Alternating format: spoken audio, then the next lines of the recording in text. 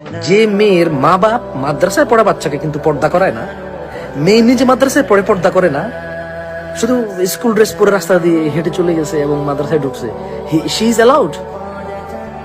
But যে চিন্তা করছে আমি যদি স্কুল ড্রেস পরবে এখন বের হই, আমাকে তো মানুষ দেখে ফেলবে, আমার তো কভারিং হবে না, আমার তো পর্দা হবে না।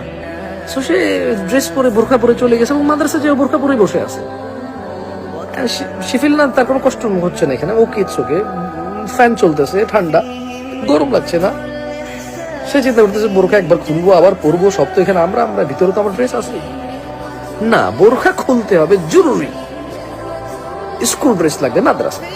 কিন্তু রাস্তার মধ্যে এই মাদ্রাসার ছাত্রী রাস্তায় বোরখা না পরে সোজা স্কুল ড্রেস পরে চলে আসলে, সারা রাস্তার মানুষের সামনে ওপেন চলে আসলে, but she is still loud in মাদ্রাসা, দ্বীনি মাদ্রাসা, ইসলামী মাদ্রাসা, নাম হইতে পারে তাকওয়া মাদ্রাসা, নাম মাদ্রাসা তাকওয়া।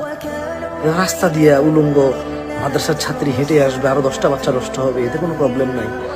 খুবই দুঃখজনক, বাচ্চা কিভাবে কেউ মানুষ করবে।